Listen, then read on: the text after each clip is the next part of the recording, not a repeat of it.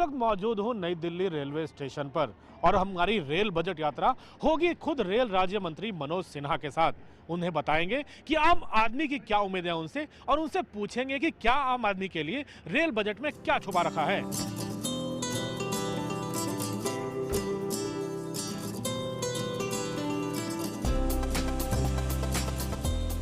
आम यात्री को मंत्रियों से बोलने के लिए कई शिकायतें हैं, कई दर्द हैं, जिसे रेल मंत्री शायद सुनेंगे जरूर और रेल मंत्री इस पर काम भी जरूर करेंगे। चलते हैं शिव गंगा एक्सप्रेस में।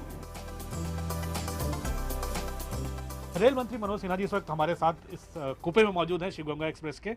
उनसे बात करते हैं और हाल पूछते हैं। मनोज जी, बहुत सबसे पहले IBN में स्वागत है। धन्यवाद आपको। मनोज भाई, रेल को लेकर बड़ी आम आदमी को शिकायतें होती थी, गंदगी सबसे, हम लोग रेल स्टेशन घूमते हैं, गंदगी की बड़ी चिंता होती है। ठीक है, दिल्ली साफ हो गया, पटना, बड़े बड़े शहर साफ हो रहे हैं, क्या पूरे देश के लिए सब जगह आपको ऐसी रिपोर्ट है, सब जगह अच्छी बातें हैं? नहीं, सफाई में काफ़ी सुधार हुआ है और मुझे लगता है केवल बड़े स्टेशनों पर नहीं, छोटे स्टेशनों पर भी स्वच्छता काफ़ी अच्छी हुई है। और ये ठीक है कि स्वच्छता लगातार चलने वाली प्रक्रिया है। सफाई होती रहे और गंदगी न हो, ये रेल की दो समानांतर पटरियां हैं। अगर देश भर में आप घूमेंगे तो कुछ देश के ऐसे हिस्से हैं जहां ज़्यादा आपको सफाई मिलेगी, वहां लोगों की आदत में है गंदगी न करना। कुछ स्थान हैं जहां अभी उतनी अवेयरनेस नहीं है। मैं उम्मीद करता हूं कि अब धीरे धीरे लोग सजग हो रहे हैं और स्वाभाविक रूप से सफाई में काफ़ी अंतर आया है। काफ़ी हद तक हम सफल हो सके हैं इस मामले में। तो हम कब तक माने कि सारे स्टेशन साफ हो, जगमग दिखेंगे? हम माने कि अगले 2-3 साल में ऐसी उम्मीद कर सकते हैं? मैं आपको ये भरोसा देना चाहता हूँ कि सफाई में काफ़ी सुधार हुआ है और ये निरंतर चलने वाली प्रक्रिया है। गंदगी करना लोग बंद कर देंगे तो पूरी तरह साफ सुथरा स्टेशन और रेल मिलेगी। इसके लिए जागरूकता लोगों में बढ़े, इसका भी प्रयत्न भारतीय रेल कर रही है। मनोज भाई, थोड़ा सा टॉपिक बदलते हैं। अब आम यात्री को बड़ी शिकायतें होती है टिकटों को लेकर। अभी भी नीचे हम लोग कई यात्रियों से मिले, उनका कहना था कि जिंदगी में कभी उनको कंफर्म मिला ही नहीं है। हमेशा वेटिंग लिस्ट 9-10 रहता है 1 महीने पहले से, और 9-10 रह जाता है। तो कैसे इसको आप लोग सुधारेंगे? कैसे ये आम आदमी को, मध्य वर्ग को, गरीब तबके को बड़ी ये शिकायत बहुत ज़्यादा है। ये डिमांड और सप्लाई का जो सिद्धांत है वो हर जगह लागू होता है। 125 करोड़ आबादी के देश में कितनी रेलगाड़ियां चल रही हैं, सबको टिकट प्रतिदिन कंफर्म मिल जाए, ये स्थिति अभी भारतीय रेल की नहीं है। और इसको ध्यान में रखते हुए सरकार बनने के बाद कैपेसिटी ऑगमेंटेशन और डीकंजेशन का काम हमने प्राथमिकता के आधार पर लिया है। अब आप तथ्यों के आधार पर अगर मैं कहूँ तो आज़ादी के बाद रेलवे का नेटवर्क 2.25 गुना बढ़ा, पैसेंजर ट्रैफिक 17 गुना से ज़्यादा बढ़ गया, फ्रेट ट्रैफिक हमारा 8 गुना 9 गुना बढ़ गया। तो यातायात और नेटवर्क के बीच इतना भारी गैप है कि जब तक ये गैप नहीं भरा जाएगा तब तक लोगों की ज़रूरत के हिसाब से रेलगाड़ियाँ नहीं चलाई जा सकती हैं। हमारे 492 ऐसे सेक्टर हैं रेलवे के जो 100% से भी ज़्यादा क्षमता से चल रहे हैं। 100 रेलगाड़ी चलनी चाहिए तो कहीं 150 चल रही है, कहीं 160 चल रही है। और इसीलिए पिछली बार जब बजट प्रस्तुत किया था सुरेश प्रभु जी ने, तो इन बातों पर उन्होंने विशेष ध्यान दिया। और मुझे प्रसन्नता है कि भारतीय रेल के इतिहास में पहली बार 2500 किलोमीटर रेल लाइन हम बना सके हैं, 1600 किलोमीटर इलेक्ट्रिफिकेशन कर सके हैं। और जो हमने लक्ष्य रखा है कि आने वाले वर्षों में 4 वर्ष में 14,500 किलोमीटर नई रेल लाइन और 10,000 किलोमीटर इलेक्ट्रिफिकेशन का काम हम पूरा करेंगे।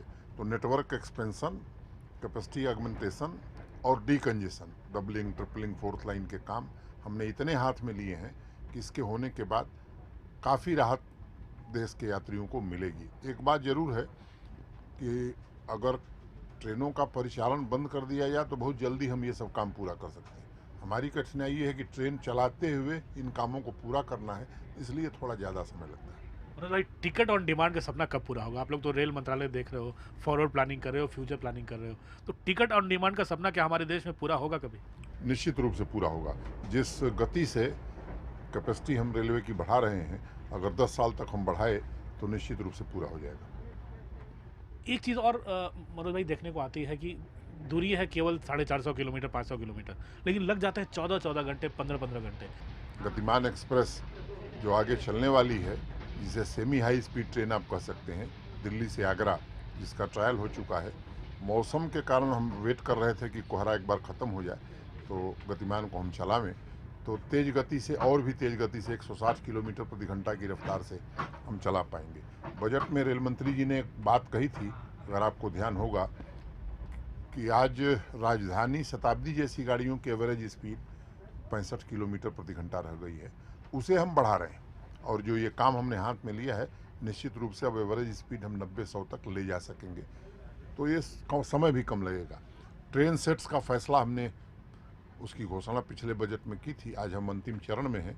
ट्रेन सेट्स आ गए तो मुझे लगता है कि दिल्ली मुंबई दिल्ली कलकत्ता की जर्नी ओवरनाइट हो जाएगी, तो अब देश वहाँ पहुँचने वाला है। अमिताभ जी, पुराने दिन अब लद गए हैं, अच्छे दिन आने वाले हैं। एक शिकायत और जो आम आदमी करता है, जो आप भी जानते होंगे, मनोज सिन्हा एक ऐसे सांसद रहे, ऐसे व्यक्ति रहे जो हमेशा ट्रेन में घूमता है। मनोज भाई, तत्काल को लेकर बड़ी शिकायतें हैं। आपको याद होगा IBN 7 ने भी एक स्टिंग ऑपरेशन किया था, आपने दुरुस्त भी किया। कैसे इसकी कमी को कैसे करेंगे? इस तरह की संभावना न्यूनतम हो जाए और पूरी तरह समाप्त हो जाए, इस दिशा में हम आगे बढ़े हैं। और इसीलिए ये फैसला किया कि एक आईडी पर महीने में 6 से ज़्यादा तत्काल टिकट हम नहीं देंगे। कुछ नौजवान विद्यार्थियों ने हमें ज्ञापन दिया, खास तौर से वे लोग जो नौकरी पेशे के लिए साक्षात्कार देने या परीक्षा देने जा रहे हैं। उन्होंने कहा कि साहब, महीने में हमको कई बार जाना पड़ता है, तो इसलिए उसे बढ़ा दिया है, 10 कर दिया है महीने में। तो इस तरह के तमाम उपाय हम कर रहे हैं। टेक्नोलॉजी का भी भरपूर प्रयोग कर रहे हैं।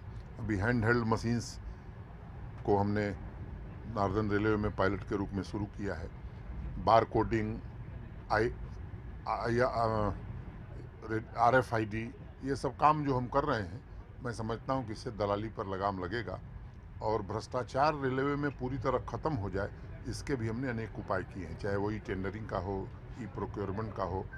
तो शीर्ष स्तर पर तो अब जो नीति है, जीरो टॉलरेंस टू करप्शन, उस नीति पर हम चल रहे हैं और हम उम्मीद करते हैं कि रेलवे को ट्रांसफार्म कर लेंगे। मनोज भाई, एक चीज़ हमने रेलवे की बड़ी अच्छी चीज़ देखी, आजकल ट्विटर पे बहुत एक्टिव है। देश के किसी भी कोने में कोई यात्री फंसा हो या किसी मुश्किल में हो, वो रेलवे को ट्वीट कर देता है, आप लोग मदद करते हो। लेकिन कई जगहों पे जो सिग्नल नहीं होता है, और मतलब ऐसे लाखों यात्री हैं जिनको मुश्किल होती है, तो ऐसा कुछ सिस्टम बना रहे हैं आप लोग, सोच रहे हैं कि जो सबको कष्ट ना हो, क्योंकि ट्वीट तो हर आदमी नहीं कर सकता। नहीं, उसके लिए पहले से सिस्टम इन प्लेस कर दिया है। सरकार बनने के बाद ही IVRS हमने 5 ट्रेनों पर पायलट के रूप में लागू किया था, जिसे पिछले वर्ष सारी मेल एक्सप्रेस गाड़ियों में हमने लागू कर दिया है। प्रतिदिन रेलवे बोर्ड से लगभग 4 लाख लोगों को फ़ोन जाते हैं जो हमारे यात्री हैं। 1 लाख मटीरियलाइज होते हैं, कुछ लोग फ़ोन नहीं उठाते, कुछ नहीं मिलते, लेकिन लगभग प्रतिदिन 1 लाख फ़ोन कॉल्स हम कर रहे हैं। 5-6 चीज़ों की जानकारी हम लेते हैं: स्टेशन की सफाई, ट्रेन की सफाई, खाने की क्वालिटी, लीनन की क्वालिटी, अगर AC का पैसेंजर है तो कूलिंग कैसी है, और पंक्चुअलिटी। मैं समझता हूं कि एक यात्री के सुविधा की दृष्टि से जो महत्वपूर्ण अवयव हैं, उनके बारे में हम जानकारी लेते हैं। और मैं दावे के साथ कह सकता हूं कि दुनिया में किसी भी ऑर्गेनाइजेशन के पास इस तरह का फीडबैक सिस्टम नहीं है। प्रधानमंत्री मोदी जी कितने इंटरेस्टेड रहते हैं आम आदमी को सुविधा देने के लिए? आप लोगों से बातचीत तो होती रहती होगी। मुझे लगता है कि मोदी जी के नीतियों के और उस सरकार के केंद्र बिंदु में आम आदमी है। प्रधानमंत्री बनने के बाद जो पहली बात उन्होंने कही कि हमारी सरकार समर्पित है देश के गरीबों को, किसानों को, नौजवानों को और महिलाओं के सम्मान को। तो जब भी रेल के संदर्भ में कोई चर्चा हुई है, तो सबसे ज़्यादा उनका ध्यान सामान्य यात्री, गरीब आदमी और आम आदमी की तरफ रहता है। उसको अधिक से अधिक सुविधा मिले, मैं समझता हूँ कि ये उनके चिंता का विषय नहीं, ये उनका कमिटमेंट है। रेल मंत्री अब तक ऐसे ऐसे ट्रैप में फंसते रहे मनोज भाई, आपने याद होगा, दर्जनों रेल मंत्री आए, 50 घोषणाएं की दबाव में, स्टेशन बना दिया, नई ट्रेनों का ऐलान कर दिया, लेकिन वो अमल में नहीं आ पाई, मतलब उसको अमली जामा नहीं पहना पाए। तो ये कमी आप मानते हैं रही है पहले से, जिसको आप लोग सुधार रहे हो? पिछली बार जो बजट में सुरेश प्रभु जी ने घोषणा की थी, इस बार जब बजट में हम बजट प्रस्तुत करेंगे 25 को, तो एक्शन टेकन रिपोर्ट भी संसद को बताएंगे कि घोषणा जो जो किया था उसमें कितनी क्रियान्वित हो गई हैं। और मैं आपको बताऊं कि मुझे लगता है कि 80% से ज़्यादा हमने क्रियान्वित कर दिया है। जो शेष बची हैं वो क्रियान्वयन की दिशा में आगे बढ़ रही हैं, उसे भी हम आगे क्रियान्वित करेंगे। पूर्वांचल के लोगों के कोई आपके भोजपुरी में संदेश? संजोग ऐसा रहल बा कि पूर्वांचल रेल में कमो न कमो तमाम मंत्री रहल, लेकिन पिछड़ गई बा। मोदी जी के सरकार ही कोशिश कर रहल बिया कि पूर्वांचल का रेल नेटवर्क देश का बाकी जगह का तुलना में भी अच्छा रेल नेटवर्क बने, ये कोशिश में मोदी जी की सरकार पूरी तरह प्रयत्न कर रहा है। रेल राज्य मंत्री मनोज सिन्हा जी के साथ हमारी यात्रा जारी है। वो यात्रियों से मिलने निकले हैं बजट के पहले, बात करेंगे उनसे। आप एज ए कॉमन पैसेंजर, आम यात्री की तरह, अगर मंत्री जी से कहा जाए कि बजट में आपको ये सुविधा मिले तो क्या चाहेंगे आप? देखिए, मेरे हिसाब से तो आज के तारीख में सुविधा के लिए टिकट 24 आवर्स तक कुछ अगर प्रावधान होता हो कि 24 घंटे आदमी टिकट ले सके, जनरल टिकट एनी टाइम उपलब्ध रहे और मिल जाए। क्योंकि सबसे बड़ी प्रॉब्लम, जैसे अभी मैं रहता तो मैं नासिक में हूँ, अभी जैसे दिल्ली से मैंने स्टार्ट किया तो जनरल टिकट में इतनी बड़ी लाइन कि वो अगर मैच करना चाहें 10-15 मिनट 20 मिनट तो इम्पॉसिबल, हाईली इम्पॉसिबल। मनोज भाई, काफ़ी सेक्टर्स में पेपरलेस टिकटिंग का प्रबंध कर दिया है, जनरल सेक्शन में भी, और उसे पूरे देश में हम लागू कर रहे हैं। वैसे दिल्ली स्टेशन पर ऑटोमेटिक टिकट वेंडिंग मशीन हमने लगा रखी है। ये ठीक है कि सामान्य व्यक्ति जो पढ़ा लिखा नहीं उसको ज़रूर कठिनाई होगी, लेकिन इस पर हम काम कर रहे हैं कि 10 मिनट में लोगों को टिकट मिल जाए। महिलाएं भी यात्रा कर रही हैं, यहाँ पर महिलाओं से पूछते हैं। महिला सुरक्षा की बहुत बात होती है रेलवे में। मैडम, आप कहाँ? सर, मैं कानपुर की हूँ, बट वाराणसी में मैं जॉब करती हूँ। मैं पब्लिक एम्प्लॉई हूँ। तो जॉब में यात्रा करने में क्या मुश्किल आती है एज ए फीमेल पैसेंजर? उसमें तो कोई प्रॉब्लम नहीं आती, बहुत आराम से इजीली जाते हैं, आराम से, कोई दिक्कत नहीं है। सेफ्टी पॉइंट ऑफ व्यू से बहुत अच्छा हुआ है।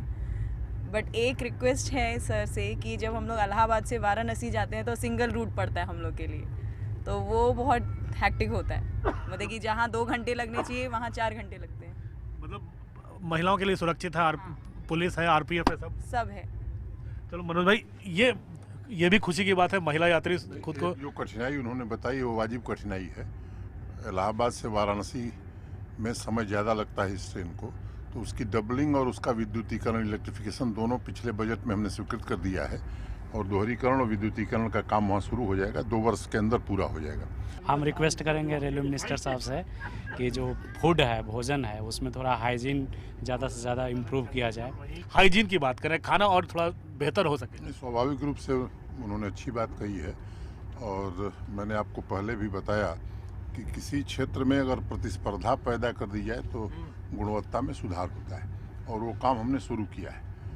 अब यात्रियों के पास विकल्प उपलब्ध हैं।